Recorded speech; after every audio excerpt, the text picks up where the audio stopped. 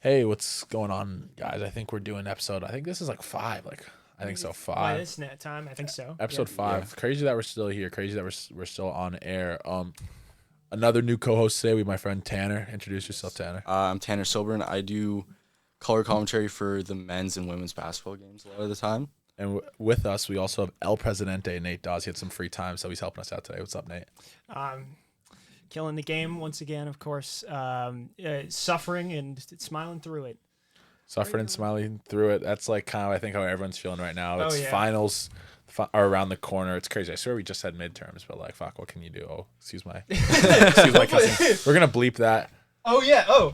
New this episode. We got the soundboard set up. So if we one sec, let me take that over. The boys haven't cool. heard this yet, right? Oh, yeah. So we got where's Bank 4? Here. We've got a couple of We got like new the Leafs toys. horn. This is the Leafs horn. Cool. It's great. You can hear it here because you'll never hear it at a Leafs game. Yeah, I guess so. That's cool. That's I think that's the the old music one, too. I guess, with the, That's cool. We're gonna hopefully we can get back to that at some point. please. But yeah, there's a lot of interesting topics going on, from Canadian Olympians to NBA regular seasons underway, Laurier Golden Hawks, sports. We got basketball, we got hockey, we got a bunch of different things to talk about. We're gonna start off with you, Tanner. You're obviously calling the men's and women's games tonight for Laurier Basketball. Tell us a little bit about what you think of the matchup and just how you think they've been playing. Because I will tell you, I have been on the more critical side of this team for the last couple of weeks because they're driving me crazy with their inconsistency in shooting and really just them finding an identity. It's driving me crazy for a team that I've been enjoying watching. Tell me a little bit about what you think. Like, what have you been seeing? What have you been watching? They're both fun teams to watch. They bring when they're clicking, when they're all working together on offense and defense, they're super electric, flying around. The men's team, I think, is first in 3-point attempts in OUA right now. But they aren't hitting them. They aren't hitting them, but they're throwing them up. They're bound to start falling eventually. That's fair. I think though, like, we really need to get the consistency under lock. We have a big problem where we'll take the lead in the first half and then it just disappears as soon as the fourth quarter starts, and it's just been rough to watch. It has been a little bit rough to watch. Last episode, we were talking about them a little bit with Carleton and Ottawa. They didn't play great against either, obviously, as we know they didn't shoot the ball that great. Since then, they've been continuing their road trip. They played at Ontario Tech on Friday, the 21st, and then they went to at Queens. Is Ontario Tech close to Queens? Where even is Ontario Tech? I think Ontario Tech, I think it's close to Toronto. I could be wrong there. I honestly have no idea. I didn't even know they were in OUA. Yeah, that's obviously a pretty difficult. That's obviously a pretty difficult back-to-back, losing to Ontario Tech, and then they also played a good game against Queens. They lost 97-100, especially to a Queens team that's 16-6, right? So that's obviously a confidence-boosting game for Cavell and the crew. Obviously, scoring there led by Laban Abdullah, who we talk about shooting the ball and inefficiency. That's a guy who hasn't been inefficient, to be honest with you. He has been. You've been seeing him hit. This guy, there's nobody who loves to shoot the ball more than this guy. Every time he gets the ball, I feel like he's gonna shoot it, and he has been on fire. 5 for 12 from 3 on the weekend. That's what you want to see. You want to see 40%. 11 for 22 from the field. He had 28, right? Really solid. Super solid. Game high 28. And then my guy, the guy who I want to see step up, he's the guy who I think he can be the best player in the squad if he just shoots the ball and can stay efficient. I love Aiden Whalen. I think he's a monster. Oh, he's super fun to watch. I'd have to say my favorite player is Julian Binzongi. Binzongi. Not a big points guy, but the energy he brings on defense is just unmatched. He's always not a big box score guy, but when you're just watching him play, he's everywhere on defense. I see the first year from Aurora, and he's a pretty big guy. You're saying you like him on defense? Yeah. I see. Definitely not going to be looking at him too much on offense. He's not going to be scoring all the points, but he's been doing a pretty good job of grabbing boards and then just making sure every shot is hard to make. He's got a hand up in everyone's face. That's nice to see, and for a young guy like that, like you're gonna earn minutes like that, right? Mm-hmm. So that's nice to see. It's nice to see. Even when they're losing to a great team like Queens, 100-97. There's a lot of positive takeaways from that, especially on the second night of a back-to-back, right, in Kingston, which is crazy. For all of you guys who have gone to gone to Queens for like it's homecoming or St. Patty's Day or freaking Canada Day, you'll know that is a terrible drive on the Sunday morning. Yeah. So they got a chance to do that this past Sunday. And it's not a fun drive coming home to Waterloo. So talk about them tonight. Sorry, who do they got again tonight? So they're both the men's and women's are going up against Guelph tonight. Going to be a rough game for the women. A rough game for the women. Yeah, I think Guelph is like second or third in the division right now for the women. Okay. That team is really solid. There's not going to be much give on offense or defense, especially with how the women's Laurier team has been playing recently. But the men's Guelph Laurier game, I think, should be really close. They're both, I think, tied in the standings. They've had some ups and downs. They're both 9-13. Guelph's actually playing pretty well. They won 4 straight. But I think this is Laurier's first home game in like a week and a half. And hopefully they can get some energy around from the crowd and make some big plays and get a win here tonight. That would be nice. Nate, have you been keeping up with any of these guys or not? Honestly, I'm interested to hear what you're thinking. So you're talking a bit about as someone who's been mostly panicking about people doing podcasts about reality TV and things like that over the past week. Telling me about these fourth quarter collapses. What do they have to do to try to not see any more of those tonight? You're talking about this young guy who's good on defense. I think they've been really sloppy on offense. There's been a bunch of really bad turnovers from just bad passes, kind of throwing the ball away, kind of looking like they see ghosts out there and just throwing the ball into the stands. Mm-hmm. They need to try and keep that under control. And it seems like they kind of let the pressure get to them once they have that big lead, and they aren't able to make the adjustments quick enough to keep that lead in the second half. Mm-hmm. So is it are you seeing specifically it's that inability to lock into be a specific unit when they're on the offense that means no matter how good their defense is yeah, I think their defense is pretty good around the entire game. They have some moments where they collapse a little bit, but they're always diving for loose balls. They're going at 100% effort on defense. I can't fault them for anything. They are a high effort team for sure. Mm-hmm. Well, that's good. At the very least, you got to see your players trying. Yeah, they definitely have no quit. Even there's been a couple games that have gotten away from them, but they're still going after every ball. They could be down 20 points. They're still trying to get that win. Mm-hmm. And that's what you obviously want to see, especially from a team that's there's obviously a lot of change. Losing a guy like Ty Donald, who's a monster for him. There's obviously a lot of change. There's people who are looking to step into new roles. So it's great to see that these guys are obviously still playing hard. They're going through a little bit of a skid right now. Obviously, they've had a tough schedule the last couple of weeks, and being on the road as well. It's nice to see that Cavell has still got him energized, still got him playing hard. That's nice to see. The women's obviously Guelph's not an easy matchup. They're playing great. I was just looking at them. Yeah, the Guelph women's team 8-2 at the top of the West. They've won 5 in a row. So obviously that's going to be a tough game tonight, but nonetheless, you're at home. You're against your down the street rival. You'd love to see them come out and play hard tonight. Mm-hmm.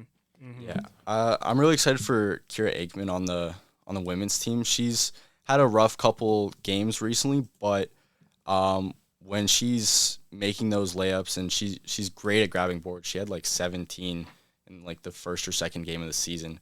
Hopefully she can really assert her dominance there again tonight because she's a big key player for the Golden Hawks.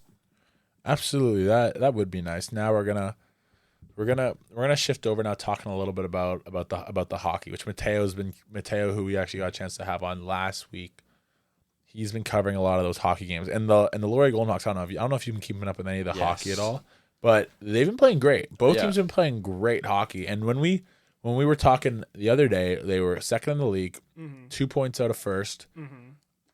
But with a big weekend coming up, right? So they got a chance. They had a back-to-back against UFT, who's obviously a great team, as well as Lakehead, which also a pretty good squad. Lakehead being number 1, and UFT being number 2. They're all within 2 points of each other. So it's a difficult weekend that they were looking. Super difficult, but as a team that you're looking to rise in the standings, right? Obviously, you're looking to number 1. These are 2 teams that you're probably gonna have to go through in the playoffs. It was a great test, and unfortunately, I'd almost feel like they kind of squandered a little bit. Yeah. Like a big thing with this team this year, different from last year, is that last year there was an issue with with scoring. There's a major issue with scoring, getting good quality shots up, and you got that back this weekend. You lose 3-1 at home to Toronto, and then you lose at home again on the back-to-back at home to Lakehead. That stuff just has to drive you crazy as a coach and as a fan. Have you been keeping up with this team much, Nate? I've been following the men's, especially over the last week we saw those home games, and those games, you can say it like, first of all, obviously it's super disappointing because like this is a weekend where you're looking to kind of snap a bit of a skid that the team has been. They incredible red hot start to the season, a bit of a slide. They start recovering, and then over the past they're lost 3 in a row now, I think. Something like that. They're on a bit of a skid. And that's like, you're hoping not to see something like that over the weekend. But there are, like, after seeing those games, there are some red flags and some silver linings. The red flags, ultimately the box scores do reflect probably who should have won those games. Like, Laurier played and lost those games straight up. I'm not going to act like either of them were stolen from them. There was some sloppy play, and we can hopefully see better performances from them going forward. But watching especially the U of T game, it was insane. Just it looked like no one on the ice could hold on to those pucks. There was either the surface was wet or the puck was warm or something. Like, no one on either team was holding on to passes, and it was, some of that is obviously the Laurier players just not being able to catch those passes, and you can't give people a break based on just environmental stuff. But like, there was a lot of weird stuff going on with bounces and a lot of bad luck with those games, especially with the U of T one. So it's after looking at this weekend, like, you're disappointed with the goals that went in. You hope that the goalies are able to kind of snap the disappointment and lock back in, and that the skaters start actually performing and delivering in the ways that you hope they do. But there's some kind of, there was some weird juju in the air this weekend that made it not 100% just panic mode, I felt. Weird. The one I guess positive to take away from that, you said it kind of felt weird this weekend. It's nice to kind of get those out of the way in November, right? Because this is a team that has expectations to play in February, and obviously that's not what you want. So nice to get those out of the way. You talk about goaltending. That's actually just a perfect segue to talk about the women's team, which it was a little bit different. They played great against Ontario Tech on Thursday the 20th. They win 2-1 at Oshawa. Okay, so Ontario Tech, I guess it's in Oshawa. Okay, there we go. So they get a chance. So they win 2-1, and that's just, I feel like that's just kind of how this team wins. They just, the goaltending is great. They're very tough to score on, and like their goal scoring has been good, but it doesn't always have to be with a team like this, right? They have 2 great goalies. They got the Rookie of the Year, Sarah Howell, and then they got the vets as well, and they're just playing great hockey right now, right? So this is a team that's going to be competing at the end of the year to come away with some hardware, right? Obviously, as we talked about the other day, Guelph's the team to chase right now. It's crazy. So Guelph's got 33 points, and then the next is Laurier, 7-point difference. They're at 26. But then from there, the next best is 19. So it's really a 1, a 2, and then it's the rest of the group right now. It's a 2-horse race. It does. That's what it feels like. That's totally what it feels like. Laurier's playing great hockey right now. They've won 5 of their last 6. So we're hopefully they keep that going. Haley Murphy had a great goal the other night for her first of the season too. Haley Murphy. Yeah, the right winger. Can't remember where she's from. Yeah, no, that was a really nice goal to get them the win there. That is nice to see. It's nice to see, especially on a team like that with so many studs, like and so many girls playing at a high level. It's nice to see some of these more, I guess, like role-ish players. Some of these girls who aren't necessarily the big names, like a girl like Haley Murphy. It's nice to see her contributing, right? Yeah. And if you are getting those insane goaltending performances, like you're saying, they've let in like 1 goal over the last 2 games, right? Is just like, if you've got a team where it's just like anyone can score, you don't have that potential for an off day from one of your stars or something, just kind of ruining the whole game or something like that. Obviously, it's still hockey; it's not basketball, but like being able to have that risk from any line, any depth is just great when you only need 1 or 2 goals to win the games. It's Absolutely, awesome. that is nice to see. It's also a big confidence booster for the goalie too, when you know anyone on your team is going to be able to score a goal, and you kind of have that backup at any moment. Like you never have to worry, oh, the fourth line's on the ice. I got to be on my stuff right now. But you can kind of lay back a little bit more, and you know that those girls are going to be able to get up in front of the net and score some goals. You nailed it. That is absolutely true, and it's just nice to see. It really is. It is nice to see. We're gonna pivot now. We're gonna talk about a positive topic because I know Tanner. Obviously, it's his first time here, and you claim to be a basketball guy. Yes. So man, so you have to. Oh, He claims. So we're gonna see. This guy was saying he's a James Harden lover before we started the pod, which is just blasphemous because nobody chokes in the playoffs like that guy. But we might talk about that later. For now, we're gonna talk about these damn Raptors. Because I swear, every time I talk bad about these guys, they just keep on playing good. Like they just keep playing better and better. They've won 8 in a row, and here we are. We're almost in December. It's almost Christmas. It's Thanksgiving tomorrow in the U.S. for our American friends who might be listening, or might not. Potentially. Anyways, they've won 8 in a row, 9 of their last 10, and they're 13-5. They're second in the East, only behind the Pistons, dude. What is going on with this squad? Like, how do they keep pulling this out? Raptors, I don't know what it is. Ever since I watched them when I was a kid, they've always had great chemistry. I don't know if it's something that the city brings them together, but no matter what, they always just seem connected. Like they're always like they're working from the same mind, kind of, and they're like where they're supposed to be. They can tell when somebody's going like into the corner, they're cutting. And then now they need to make that pass, and they make that pass immediately. Like they see it before it ever happens. And it's good to see the Raptors finally doing good again. It's been a couple years. Yeah, it is.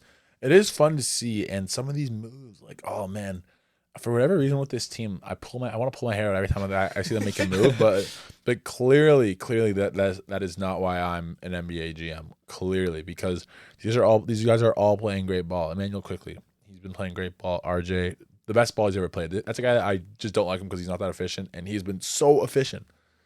Brandon Ingram also super efficient. I think he's shooting 60% from mid range right now, like first in the league. Just it's crazy. Unreal. Like the notorious BI3 per Mateo. That's apparently what they call him, and I believe it. There's no one more notorious than this guy, the former second overall pick, and let's just say what it is. This guy's just an absolute stud. I think Glorilla might be helping him out a little bit. Glorilla, right I don't know if we're gonna go that far, but.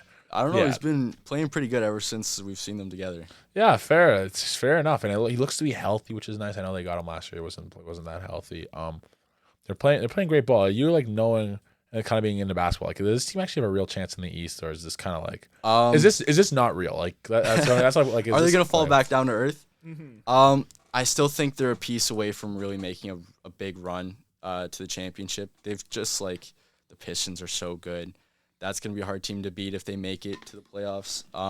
If the Bucks can pull it together, I think they can make a real run at it. Giannis is always just so good. It's hard to get past him. But, like, realistically, they're either a late second-round exit, maybe a conference finals appearance, but I don't think I'll see them in the championship. So you say add a piece. Like what does that mean? Like what is this piece that you're looking for? They need a center. You don't like Jakob Poeltl? He's good. I don't think he's a championship-winning center. And I feel like Emmanuel Quickly's good, but I think he's got a bit of Cinderella magic on him right now. I don't know how long this is going to last. This isn't going to last for too long. Maybe. Have you been keeping up with these guys at all, Nate? What have you been keeping up with? I've been keeping up with their schedule so that I know when Mateo's not available. When I know exactly. You'll find that our good friend Mateo is not available today. Because he's locked in. He's Raptors mode or something like that. He is locked in. That is true. Yeah. That guy is as busy as it gets. Mm-hmm. But like it's been something. It's happening again. That thing where I'm not paying attention, and then the headlines start coming. And yeah, it's totally. Like 6 in a row, 8 in a row, and it's like I thought this was basketball. I thought teams couldn't win without like one name that's going to absolutely dominate. Totally. That actually really is true. Which feels like special about this team. We did see that last year though in the playoffs with the Pacers. They had everyone working together. They had Tyrese, they had Nemhard. Even Miles Turner had some good moments, even though he's gone now. But everyone on that team was really playing team basketball, passing it around a lot, and everyone was having big games. That really helped them get to the finals. Mm-hmm. Yeah, totally. They really felt like they kind of got just like lightning in a bottle, right? Like you completely outplay a Celtics team that is just better than yours, right? Like Jason Tatum obviously goes down in Game 5, but they were going to lose that game. They were about to go down 3-1 in the series. That was the Pacers series, and it's crazy to think they played better than a team like the Celtics. And then even the Knicks. The Knicks even have more star power. Like I'm a big Karl Anthony Towns guy. Even Jalen Brunson, who although he is a lefty, and like I just don't love. If you want to talk about inefficient, Jalen we can talk Brunson's about inefficient. Jalen Brunson. Absolutely, because that guy's just a baby Harden, the lefty, all of it. But yeah, like even beating a team like that, it was very impressive, and it's one of those things where it would be great to see that out of the Raptors. That would be super super fun. We will see what they end up doing at the deadline. Nate, man, you had some topics I know you wanted to talk about. Fill me in. I'll dip in a moment, but the thing I feel we got to talk about, y'all, this whole thing about the Jays. I mentioned it before we started to you, but it's so funny that the Jays are like after getting absolutely dumpstered by two Japanese All-Stars during the World Series, the Jays are now breaking the MLB rules to advertise in Japan. I don't blame them. Yeah. Like, the Jays obviously have a historic relationship with the Japanese leagues. Like, we talk about Shohei. Obviously, people were convinced he was going to... This close. This close. But, like, even, like, Mooney Kawasaki was, like, I remember when I got into the Jays, he was just, like, a role player who came from there, and it was, like, he was, like, one of the hearts of the lineup. Everybody loves this guy kind of thing. Like... Yusei Kikuchi as well. Mm-hmm. We signed that pitcher. I think he was Korean. Hyunjin Ryu, I believe. Yeah. Yeah, from the Dodgers. Yeah. Didn't have the greatest performances when he was with the Jays. But he was a locker room guy. People Yeah. said too. He was just great guys. But I think Jays have always had a bit of a connection with the Asian players. Even I remember hearing some rumors about Ichiro Suzuki, like being around the Jays a little bit. Just always kind of had some sort of connection there. Yeah. Well, I can imagine. I think it's like it really is with I feel like almost all Canadian, mostly Torontonian sports teams, and it's not just you say like the Japanese guys and these Korean guys. You also see with these guys from the DR and Ecuador and all these places. It's almost kind of a place where, since these guys aren't really from the U.S., there isn't that much of a difference for them, right? So they don't like some would almost call it a disadvantage. You got to go through customs. You got to do all this stuff, and the money looks funny and all taxes, that stuff. Yeah, the tax or whatever. Yeah, of course. But for these guys, they don't really.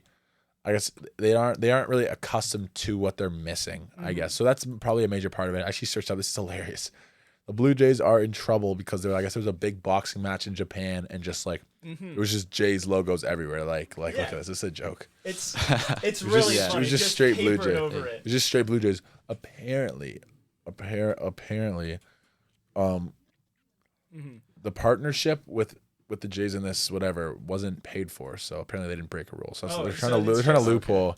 Somebody is owed it him a Kawhi tree situation. Like what's going on? Who knows? there? Who knows? I don't know. I guess somebody owed Mr. Rogers a favor, so he said just light him up with the Blue Jays. It is. I just think it is so funny that this happens now this year. The Jays MVP of that series, obviously Yamamoto. Shohei perhaps like single-handedly takes game 3. Was it like the 14 inning game? We should have won that game though. Yeah, absolutely. We had so many moments and there again, to win that game. I'll say it again and again. There were 5 runs. 2 of them were solo bombs by Shohei. Another one was Shohei scoring, and then another one was knocked in by Shohei. If they got dumpstered by the country of Japan, and so they have learned their lesson, and they have learned that if you can't beat them, you learn that a lot of the best players in Japan just don't get like valued in the same way, I guess, in the States. And they're going out there and they want to make people in Japan know that the Blue Jays are an important team that like they should go to. They want to make childhood fans of the Blue Jays out of Japanese people, I think. Absolutely. At least that would be pretty cool. Hey, the more the merrier. If they're bringing out guys like Yoshi and Shohei and all these guys who are just absolute horses. I want as many Japanese guys as I can get. That's what I'll say. I think we do need to be careful though that just because they are playing in Japan, but they're using a different ball that's a lot more dead and it doesn't have as much pop to it. So some of these guys, they might come to the MLB and they might get lit up now that there's a juicier ball. And that's always an interesting thing to like that. Those differences to have to get over, and you have to, I guess, just trust the Jays scouting organization and their ability to communicate with these people, and trust that like you're not just gonna get someone and be like, he did great over there. Surely he'll great. Like what I would say, just kind of to counter that, it's not as much about obviously the production is great, but like if some guy throws 100 and he doesn't walk guys and he has a great slider as well, that just plays anywhere. Like it just doesn't matter. It doesn't matter what if the ball's a beach ball, like you're just gonna still be an absolute stud, right? Like I like Yamamoto, like I don't know. His stats could have been like he could have had a 5 ERA in Japan, but like you look at the splitter and you look at the fastball and you look at the slider and you look at the hook and you say that guy is a $300 million pitcher. Yeah. Who's gonna go win me a World Series? Yeah. I'm just worried more about the relievers who are a lot more contact guys and they try and get the ball in play for the defenders to get outs and they're not really looking for the strikeouts. Anything that's ending up between second and short in Japan is going to end up in shallow in the States. Yeah, perhaps. You might get a nice little single in Japan. Now that's a double or triple in the MLB. Fair enough. Yeah, that probably is true. I can imagine that's probably getting factored in. I wonder. I don't know. Speed plays everywhere. A lot of. I'm not totally sure. I know there's one more. You want to talk about Penny Oleksiak? Penny Oleksiak, Canadian legend, the young legend. Absolutely, like I believe the most decorated Canadian Olympian now after like 2 Olympics or something. Summer McIntosh might be catching up to that though. She has to be careful. Okay. Well, I mean, she's broken so many records and she's 19. I mean, it's looking like she'll get the chance to really prove herself over the next 2 years because Penny Oleksiak has been suspended from competitive play. Really? Does this? Wait, sorry, what for? So I'm not in the loop. So Penny Oleksiak has been suspended because she missed her testing days. She didn't provide valid reasoning for Get her out of here. She was juicing. Well, not juicing, but she just didn't show up to get tested. Okay, so she was juicing. That's the thing. Is it's like Penny, it sounds like you're juicing, but what she actually did was just like didn't provide the test. Yeah. So okay, because she was juicing. Provide her availability. Probably juicing. So that's the rule. She said she wasn't juicing, but whatever. But now she can't prove it. Well, she you can't think prove she'd it. just lie? Well, I don't know. Whatever. She went on vacation. She was in Cancun. With something like that, you don't test because you're gonna. You don't know what you want. You don't want to know what the answer is. It's too hard to see with stuff like that especially for like someone who's already accomplished so much. You have to imagine when like people like that are juicing. It's one of two things. You either get the Alex Rodriguez of just like egomaniac and like wants to just like break every record ever. Yeah. Or you get the second, which is probably more common and happens I think with a lot of people who end up getting busted with PEDs, which is just like a bad injury and you're trying to just rehab this thing ASAP, right? And get back in the water, I guess in her case. But I think that's terrible. So how long is she suspended for? 2 years. She could miss the Olympics? No, she'll be here for the Olympics. Very convenient. Lucky her. Just back in time for the Olympics. So that was probably factored into this. I'm not going to test steroids. But now she's suspended, so she can do whatever she wants. I guess she can hop on a crazy cycle. I guess so. She can start juicing now, but let's see. But I'm guessing is she going to challenge it? No, I think she accepted it. She was just like, I'll take it. So so that's just called pleading no contest. Pleading the fifth, You're pleading the fifth. Pleading no contest is absolutely what's going on. Interesting. So she's, anyways, that's too bad to hear. But what can you do? Yep, Canadian legend. We'll see in 2 years if she's still feeling it. Obviously, like the careers of athletics, athletes aren't always super long, but sometimes, Michael Phelps or whatever. She's also only 25 years old. Yeah. Like, she's still got a lot of time left. I'm just worried, like, what is this 2 years off of competitive swimming going to do? How is she going to come back to it? Yeah, lose those reps, lose the actual practice. That's fair. Yeah, maybe. I wonder. I wonder. It depends. Like if she's like, it depends what kind of person you are, right? It's all about how committed you are. If you're like super locked in on just the mission, then she's gonna be maybe even better for it. And if you're winning 4 medals at 16 at the Olympics, you're probably 16, really? When she was 16. How did she do at the last Olympics? Good question. Not I don't have it on my. I don't have it on my. I think she did. She did probably pretty good. So she didn't, but she didn't win gold. She could have. I think my gut reaction is silver? She probably did. I think the relay team might have won gold. The women's relay team, they might have. I'm not too sure though. Interesting. Could have just made that up. Interesting. Holy Olympics. Yep. Holy Olympics. Yeah. So there's some other cool stuff going on right now. There's some college football action going on right now. I'm guessing, I don't know how much you follow college football, Nate. But fortunately, I also have a meeting to get to. Oh, so, perfect timing. This is great timing. Holy shit, Sanders, perfect timing. Indeed. Nate El Presidente, it's always fun. Thank you very much for your time. Indeed. As it is valuable. Beautiful. Cheers. We're going to talk about a little bit about college football with Tanner, just because he is a Florida Gators fan. And what I will say is that it has been an absolute disaster for a team under Billy Napier that I actually liked going into it. I'm a big fan of DJ Lagway. I thought he was an absolute stud. And it's just tragic to see that he gets just like a kind of a case of like the Will Levises. Like, you know what I mean? Like he's just on all these terrible interceptions. That's like, why are you doing that? You're so good. Why are you? Some of them like not even really his fault. You see him throwing, it's like, oh, gonna catch it. Intercepted. Yeah. And then so they're 3-8, 2-6 in conference. Oh my, it's been rough. Gosh, they've lost 4 in a row. What happened in this season, man? Like what? This is a team that was like a top 25 team to start the year. What in the world happened? I think everything's gone wrong. Everything that could go wrong has gone wrong. Like not really too many injuries, but just defense hasn't been locked in. Some bad interceptions on offense. People haven't been able to make the catches they're supposed to. Running game's been weak. The offensive line actually hasn't been too bad. I can't really complain too much about that. But other than that, there's not much to be happy about with that team. You're right. There definitely isn't too much to be happy about. But what's a little bit exciting is that you guys are in the coaching hunt, right? So like who do you want? Because the guy from North Texas, he just signed with Oklahoma State yesterday. Any chance we can give Nick Saban a call? All right, that's just any chance, bro. That just isn't happening. I mean, Eric Morris was a pretty big candidate for you guys from North Texas. He just signed with Oklahoma State yesterday. One of my roommates, Oklahoma State fan. He's been like dancing and sending me reels all day. So hate Oklahoma State. Yeah, why is that? Just so annoying. Like they just seem to be doing good every year. Just like in kind of every sport too. Wrestling. Well, yeah, they're like the biggest wrestling school.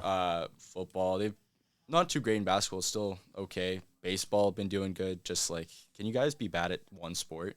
Yeah, seriously. It's Oklahoma though, right? Like that's what you're getting. Yeah. You're getting those are people who care about it, right? So they care about those guys, and those guys care about the Sooners more than they care about the Thunder. So that's like a major part of it. Although the Thunder is obviously a wagon. So who do you want? Who are the candidates? Nick Saban is not coming to Gainesville, and it's not going to be Urban Meyer either. At this point, I don't know. Like, I don't even know who we should pick. It can't get much worse. Yeah, it definitely can't get much worse, but it's kind of too bad because it's, oh my gosh, Florida. That's like the mecca of college football. They are like a top 5 to 10 program in all of college football. I mean, we haven't really been too good since like the mid 2010s. We've had some decent moments, but like not quite to that level. Someone's got to bring them back. It's more fun when Florida's a good squad. You have the quarterback. Get Tebow in there somehow. Oh, that'd be hilarious. Tim Tebow was the head coach. Oh man, would that ever be funny? There's a lot of good games going on this weekend. There's rivalry weekend. Are you kind of keeping up with this at all? Trying to. Man, the Longhorns have been a little disappointing this year. Texas? Yeah. Do you like Arch? What do you think? I had high hopes for him. He's a Manning. I feel like you can't go too wrong with that, but just not doing what I quite thought he would be. Yeah, you don't think he's ready? I think he's still probably like a year or two away from making some real impacts. Yeah. Fair enough. It's kind of surprising that Texas team, they're surprisingly just not that great. Yeah. Like their O-line is terrible. They can't run the ball, and like people think that like Arch is obviously had a bad start to the year, but he's making some good plays, and like the rest of the team is just like they're kind of shooting him in the foot. I do see some flashes in him where I'm like he could definitely be something down the line, but just they need a big overhaul this offseason. Right, which is always a possibility, especially at a school like Texas that has unlimited money. So they're playing Texas A&M this week, and surprisingly, they're They're actually 10.5-point favorites, which is crazy. So Vegas thinks that they're going to win the game for whatever reason, which is kind of weird. I think McConaughey probably just put a bunch of money on him. Yeah, maybe. I don't know. They don't.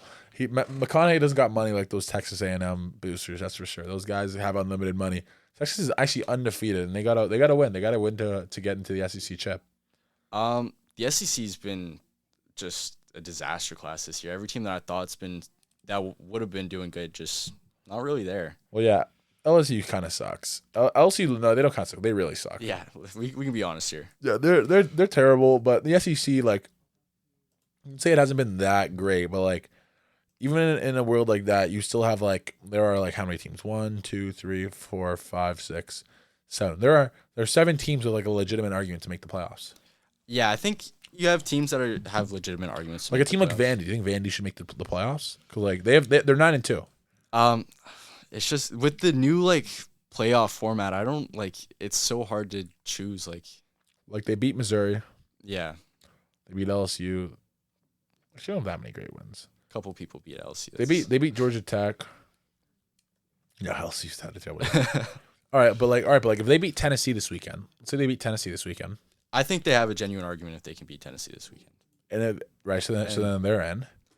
And then you look at Oklahoma, who beat Alabama. Yeah, I just think the SEC, they have some good teams, but I just don't think they're gonna make a real push for the national championship. Yeah, who are your teams for the Natty?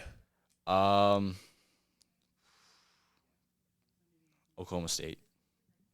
No, Oklahoma State's like 1-10. No, not Oklahoma State. What is it? I forgot the name of them. It's been a rough year. Up in the Big Ten. Ohio State? Yeah, Ohio State. My fault. It's No been a long day. problem. No. Finals has been getting to me. Yeah, fair enough. How many exams you got? 5 exams. 5. Yikes. Yeah, I got 4 in the preps. When's your first one? I have poli-sci coming up on this. I have 7th, 8th, and 9th of December. I have exams. Damn, but then you're done. You must be done soon, though. Is your last one on the 9th? No, my last exam's on the 15th. 15th? Yeah. Damn, that's too bad. Are you gonna go home in between, or what's your plan? Well, I have 7th, 8th, 9th, 13th, and 15th. I have exams, so I kind of just have to stay here and ride it out. Crazy. Well, anyways, right. I guess we're gonna be finishing up now. Plug the game. What's the game you're calling tonight? So tonight I'm calling the Golden Hawks versus Guelph Griffins at 8 p.m. Laurier men's and women's are trying to get back into the winning books tonight. It's a great opportunity to playing two pretty good Guelph teams on the men's and women's side. Where can I watch that? You can watch that on oua.tv, or you can come stop by the athletic complex in Waterloo. Yeah, you should come watch it at the AC tonight. It'll be great. Hopefully we can get some wins. I think it's a Adidas sneaker night tonight for those games, where if you are in attendance of the game, you enter a raffle for limited edition Adidas shoes. Shoot, I actually might come. I'm in the market. I am in the market for shoes, my friends. We'll be checking out here. This was Tanner. Nice to be here. Nice to hop on the podcast finally. Yeah, it was nice to have him on. I'm Mike. Have a good one, guys. Thank you.